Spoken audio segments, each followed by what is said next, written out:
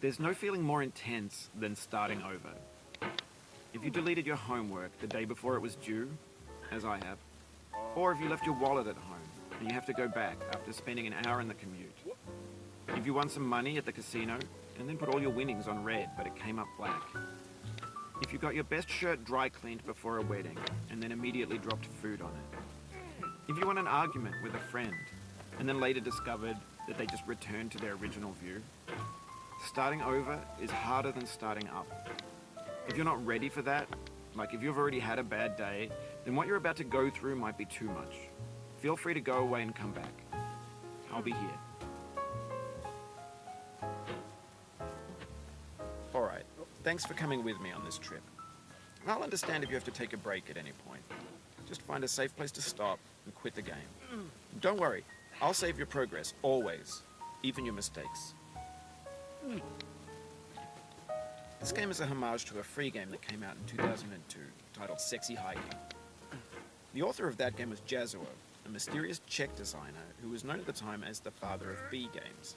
And B games are rough assemblages of found objects. Designers slap them together very quickly and freely, and they're often too rough and unfriendly to gain much of a following. They're built more for the joy of building them than as polished products.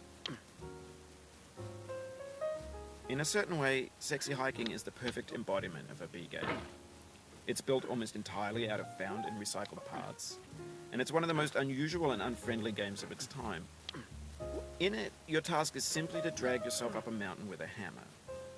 And that act of climbing, in the digital world or in real life, has certain essential properties that give the game its flavor. No amount of forward progress is guaranteed. Some cliffs are too sheer or too slippery, and the player is constantly, unremittingly in danger of falling and losing everything. Anyway, when you start Sexy Hiking, you're standing next to this dead tree that blocks the way to the entire rest of the game. It might take you an hour to get over that tree, and a lot of people never got past it. You prod and you poke at it, exploring the limits of your reach and your strength, trying to find a way up and over. And there's a sense of truth in that lack of compromise. Most obstacles in video game worlds are fake. You can be completely confident in your ability to get through them once you have the correct method or the correct equipment or just by spending enough time. In that sense, every pixelated obstacle in Sexy Hiking is real.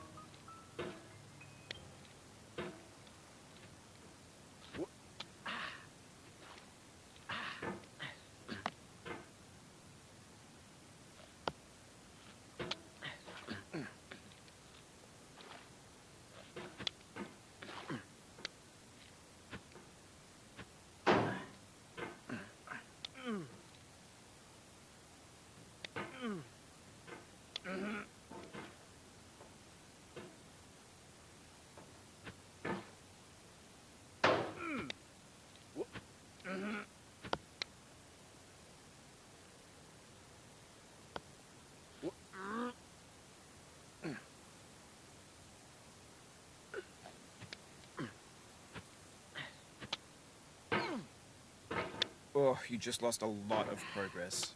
That's a deep frustration, a real punch in the gut.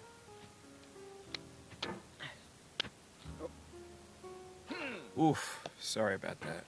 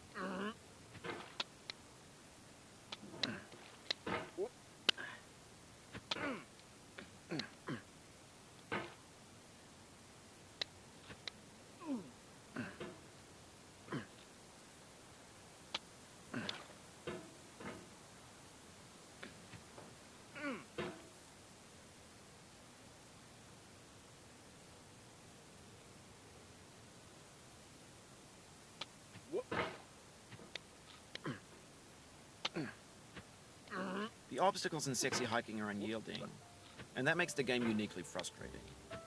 But I'm not sure Jazzuo intended to make a frustrating game. The frustration is just essential to the act of climbing, and it's authentic to the process of building a game about climbing. A funny thing happened to me as I was building this mountain.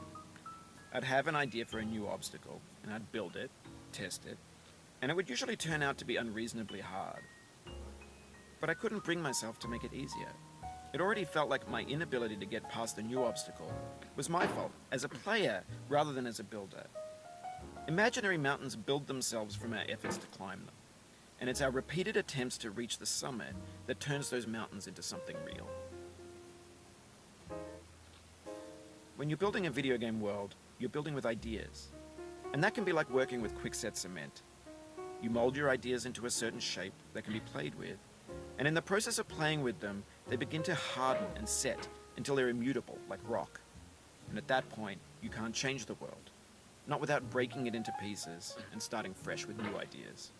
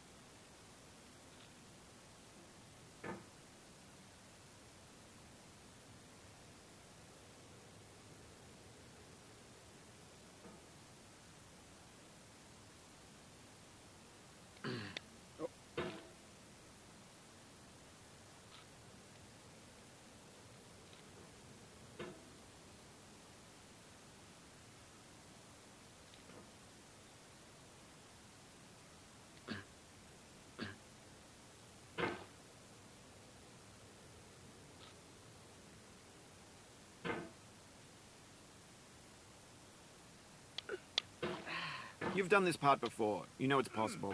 Just do what you did the first time.